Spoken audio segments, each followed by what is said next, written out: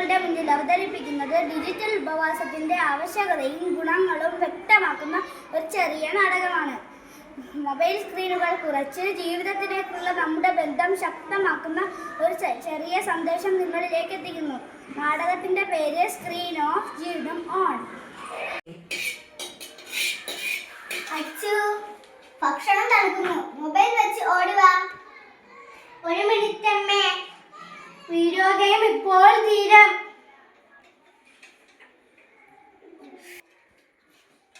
ഈ കുട്ടി എപ്പോഴും മൊബൈലിൽ തന്നെയാണല്ലോ.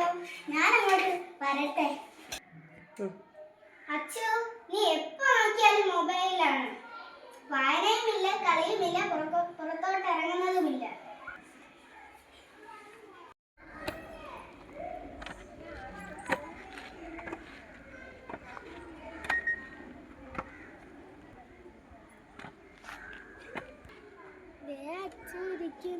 അവനെ നമുക്ക് കളിക്കാൻ കൂട്ടാം.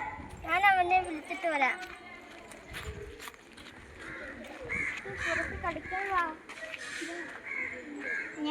ഞാൻ വീഡിയോ ഗെയിം വരില്ല. ഞാൻ വീഡിയോ ഗെയിം കാണുകയാണ്.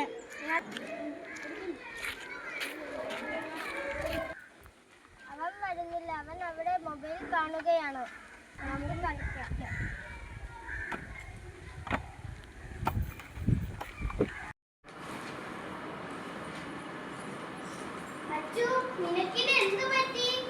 നിനക്കിത് എന്താണ് പറ്റിയത്?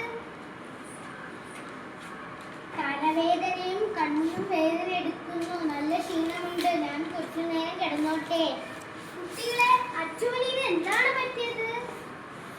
എപ്പോഴും ടിവിയും മൊബൈലും ലാപ്ടോപ്പും കാണുന്നത് കൊണ്ടാണ് അച്ചുവിന് തലവേദനയും നല്ല ക്ഷീണവും വരുന്നത്.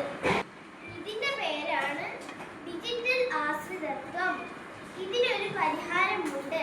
ഡിജിറ്റൽ ആശ്രിതത്വം. ഇതിന്റെ പേരാണ് ഡിജിറ്റൽ ഉപവാസം. ഡിജിറ്റൽ ഉപവാസം അതെന്താണ്? കുറച്ചു സമയം ടിവിയും മൊബൈലും എന്നിവ ഒഴിവാക്കി കളിയും വായനയും കുടുംബസമയവും നേടുന്നതാണ് ഡിജിറ്റൽ ഉപവാസം. ഇന്നു മുതൽ നിങ്ങൾ നല്ല കളിയും വായനയും ചെയ്യുമ്പോൾ നിങ്ങൾക്ക് ആരോഗ്യം ഉണ്ടാകുന്നു. നിങ്ങൾ മൊബൈലും ടിവിയും ലാപ്ടോപ്പും ഒഴിവാക്കൂ.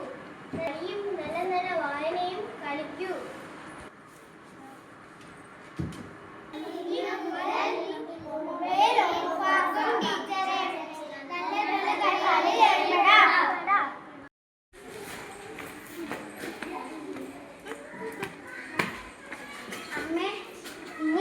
മൊബൈൽ വേണ്ട. ഞാൻ കൂട്ടുകാരോടൊക്കെ പുറത്ത് കളിക്കും. വളരെ സന്തോഷമുണ്ടല്ലോ മക്കളെ.